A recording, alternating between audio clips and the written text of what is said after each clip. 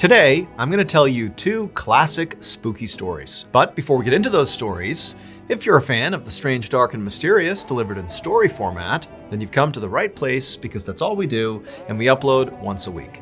So if that's of interest to you, please sneak into the like button's house and dump out all their shampoo, and then refill the bottles with glue. Also, please subscribe to our channel and turn on all notifications so you don't miss any of our weekly uploads. Okay, let's get into today's stories.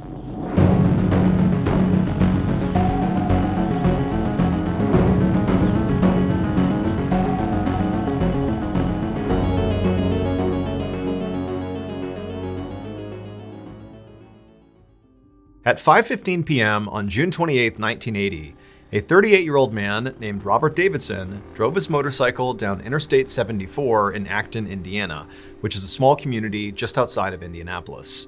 On the back of the motorcycle, with her arms wrapped around his waist, was Robert's wife. Her name was Wanda. The couple was on their way to visit family, and they were hoping to get there as soon as possible, not because they wanted to visit, but because there was a big storm rolling in, and they were hoping to beat the rain. In fact, right now, right above them, the sky was turning a dark gray and looked very ominous. But as Robert nudged his engine to go a little bit faster, these big raindrops began pelting his arms, and he knew the skies were opening up and he would have to pull over so he and his wife could put on rain jackets. And so Robert pulled over to the side of the road, and as soon as he was stopped, Wanda climbed off, and Robert was about to climb off as well and open up the little trunk in the back of the motorcycle to get the rain jackets. But before he did that, there was this sudden flash of light, and then Robert felt pain all throughout his body. His muscles went totally rigid, and then he crumpled off his bike onto the ground, and everything went black. Less than 5 minutes later, an ambulance arrived on the scene, and several first responders jumped out, including a woman named Kimberly Cobb. Now, Kimberly had been briefed up on this situation. A man and his wife had pulled over on the side of Interstate 74, and the man had been struck by lightning. And so as she ran up to the couple, she could see Robert was on the ground. He was not moving. His skin was waxy and gray, and his wife was sort of in shock, and she was standing next to him, just kind of sobbing uncontrollably. And Kimberly, she jumped into action. She jumped down next to Robert, and she felt for a pulse, but he didn't have one. At this point, Kimberly knew she maybe had a couple of minutes here to basically revive Robert, or he was doomed. And so Kimberly, she worked immediately on stabilizing Robert's spine, while one of her team members, one of the other first responders, jumped in and began doing CPR. And then a third first responder hopped on the ambulance radio and called in an emergency medical helicopter to get here and fly Robert to a hospital as soon as possible. They quickly got a response from the helicopter crew saying they were en route. But before the crew or any of the first responders could communicate any further over the radio, suddenly, out of nowhere, their ambulance just completely shut down, like completely shut off. The lights, the sirens, the engine, everything went completely silent. And this was a huge problem because some of the medical equipment that they needed to keep Robert alive until the helicopter got here required the ambulance to be on to use it. And so with the ambulance off, it was useless. But in addition to just what a problem this was, this also was like really confusing to Kimberly and the other first responders.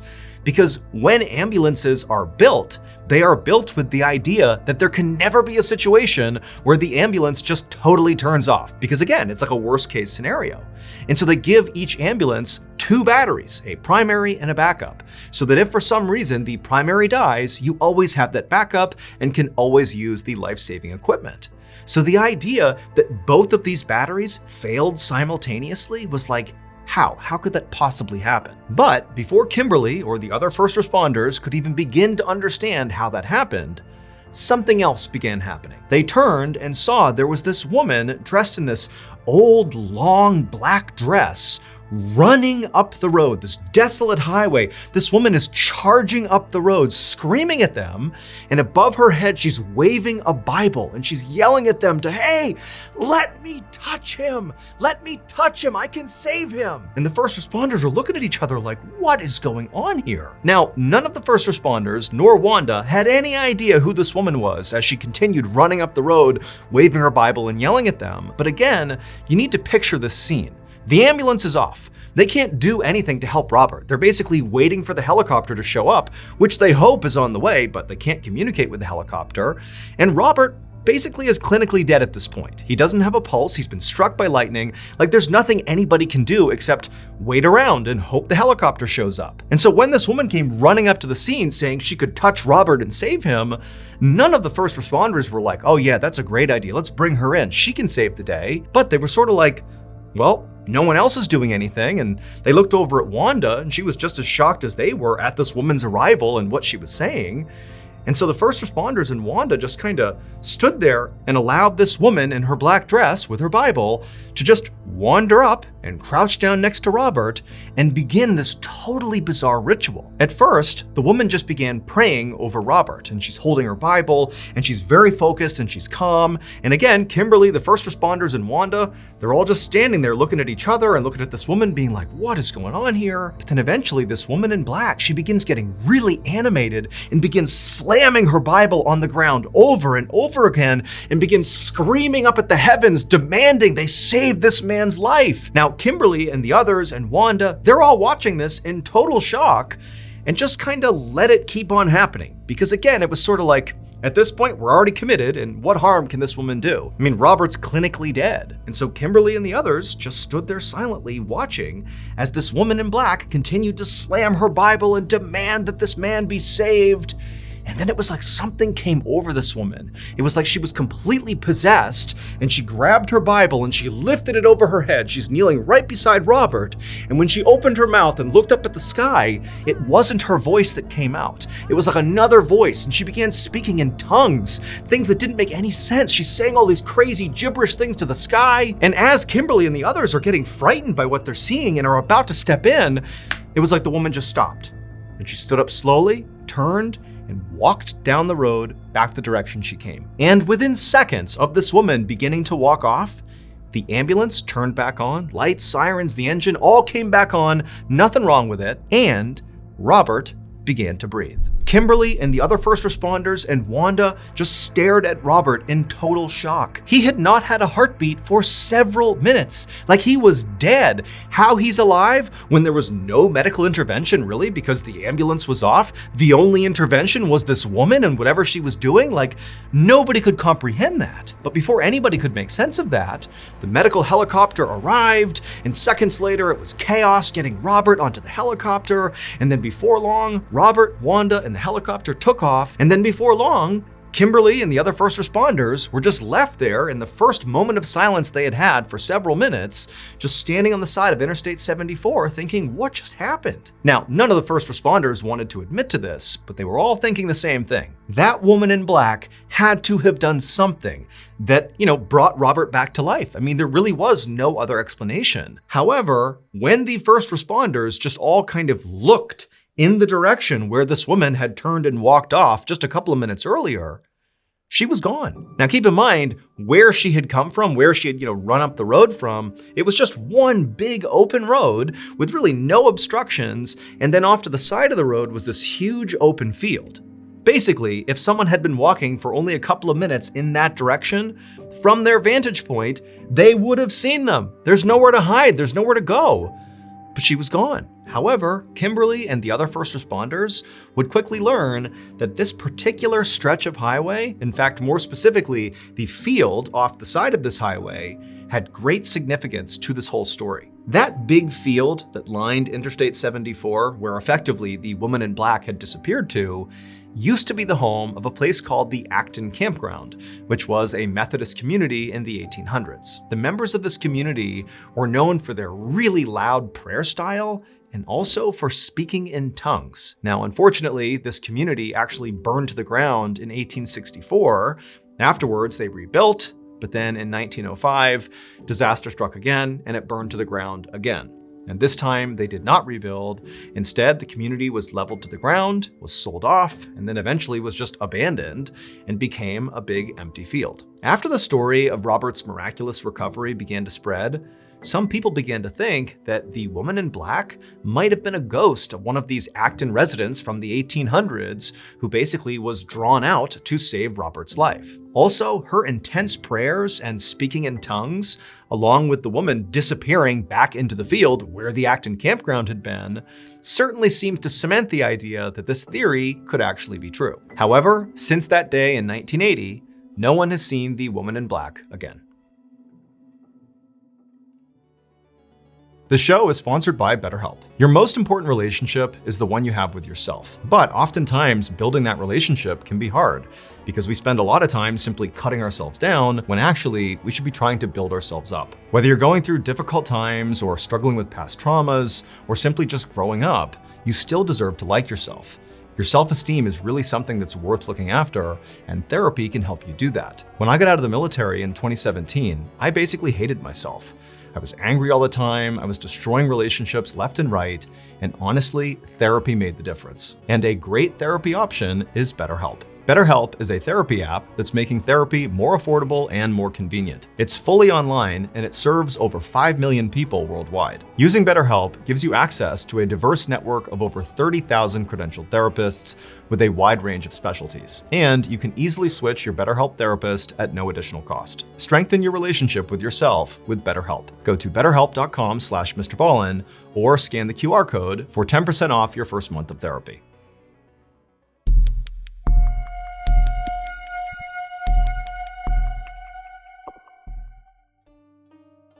One evening in February of 2011, a man in his 30s named Yang was eating dinner inside of his home in a rural village in China.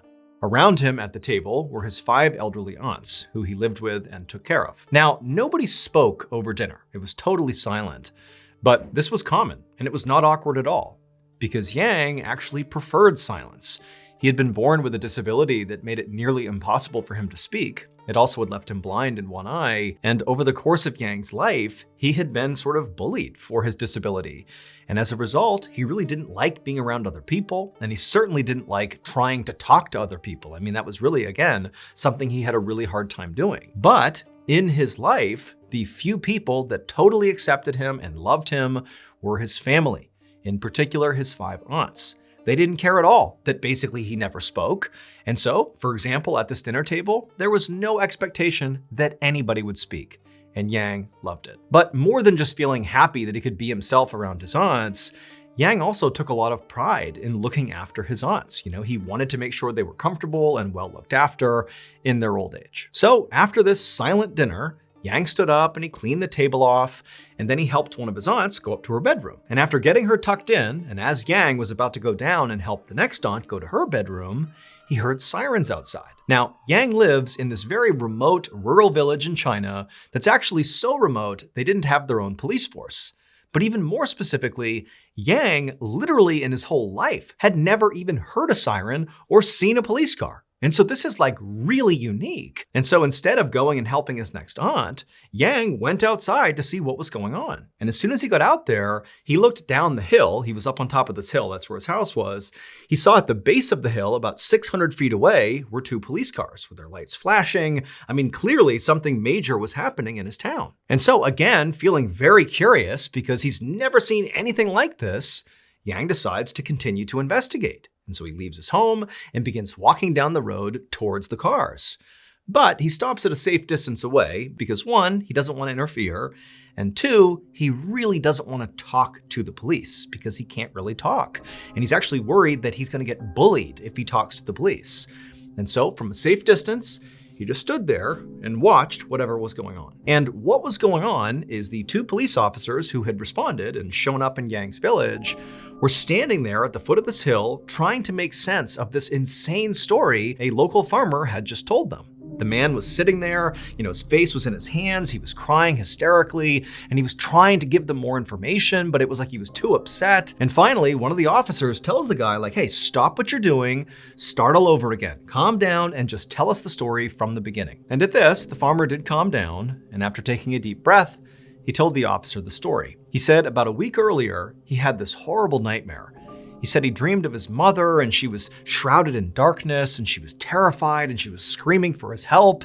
And the farmer said, in the dream, he ran to his mother to try to save her. But as soon as he would get close to her, it was like this shadow went over his mother and then she disappeared. And then the farmer would wake up and he'd be so terrified and so upset. Now, at first, the farmer told the officer that, he didn't think much of this nightmare. He was not a superstitious person. He just thought, it's a nightmare. But over the next several days, he kept having the same nightmare about his mother that, she was scared and then she would disappear as soon as he went to help her. And so after a week of these horrible dreams, the farmer said he finally decided, I'm just gonna go check on my mother in person and make sure she's okay. But when he went to his mother's place, his mother was missing and he couldn't find her anywhere. And he had this horrible thought that she'd been abducted. And so he had called the police. Now, the police did understand that it was totally bizarre that they were here ultimately because of some guy's nightmare. But when they went to his mother's place, she really was missing. And so they ultimately told the farmer to just go home and that they would put together a search party and they would look for his mother. And so after the farmer said okay and then headed back towards his place, the two officers got back in their cruisers and they drove out of the village past Yang, who was still standing there watching everything happening, back to the police station. And there, the officers immediately coordinated two investigative teams that would go out and look for the farmer's mother. Now, one of these teams was sent to a local city to basically canvass the area to see if she was there, but that search proved to be fruitless. And then the other investigative team, they were sent back to the village. And when they were there, they went door to door asking all the residents if they had any idea what happened to this farmer's mother. And it was during this search in the village that they got a tip. And that tip would lead them to a very specific location, Yang's home. And when police went to Yang's home, they found the front door was wide open. But when they walked right up and yelled inside of the home, calling out for Yang, nobody yelled back. In fact, the home was totally dark and silent. And so after a few more minutes of police calling out for anyone inside the home to come out and talk to them and not getting an answer, the police decided to walk inside. And so into this dark, cramped home they went. And as they walked, they noticed there were all these dirty towels and dirty dishes and sort of trash everywhere. I mean, the place was kind of a pigsty. And again, it's eerily silent. Every step they took, they were walking on these boards that creaked with every step. And as they're moving, they're calling out, Yang, if you're in here, come out. But again, it's totally silent. And they eventually make their way to the very back of the home. Now, the police really did not know what to expect when they showed up at Yang's place, but they did hope that by going there, they would somehow, some way find a reasonable explanation for all of this. The dream that kicked off this investigation and this totally bizarre tip they got. I mean, they really just wanted to put this thing to bed, and they were hoping that by going to Yang's place, they would get that. However, when the police walked into the very last room they had not searched yet, the very back of his home, they knew there was no reasonable explanation here. That back room is where Yang's aunts all slept. And when the police walked into that room, sure enough, the aunts were in their beds where Yang had left them. However, the police realized, wait a minute, we have been yelling and screaming and trying to get people to come out of the home, yet all these women are still asleep. How could they possibly sleep through all that commotion? But as the police walked up to each of these 5 women, they realized the outlandish tip that had sent them here in the first place had to be correct. It would turn out Yang did not harm that farmer's mother. In fact, he did the opposite. She was one of his 5 elderly aunts, and he went to great lengths to care for each of these women. I mean, he basically would have done anything for them. However, there was a problem. His 5 aunts were dead, and had been for a long time. While Yang considered these women to be his family, literally, I mean, he called them his aunts, in reality, he was not related to them at all. Instead, these were just women from the local village where he lived who had been nice to him. They had all died of natural causes. But Yang didn't understand it when they passed away. Instead, all Yang knew is that he was sort of an outcast and that nobody respected him and he was treated really badly by most people except for these women. They'd been the only people that really cared about him. And so after they died, he felt really sad and lonely. And so, one by one, he dug these women up and brought them home with him and began caring for them as if they were still alive. When that farmer had gone to go check on his mother after having the recurring nightmare about, her going missing, he had gone to her gravesite and found her coffin was literally empty, hence believing somebody had abducted her body.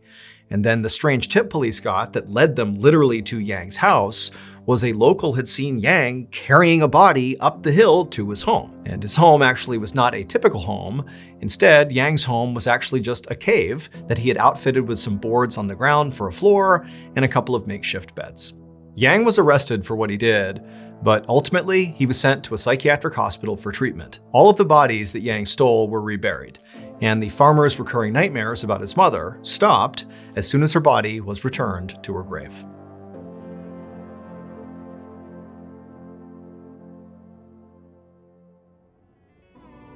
Thank you so much for watching. Let me know what you thought of today's episode in the comments. And remember, we have hundreds of videos for you to binge right now. But if you're looking for a recommendation from me of that one video that's worth your time, well, it's this one right here. So give it a watch. All right, until next time, see ya.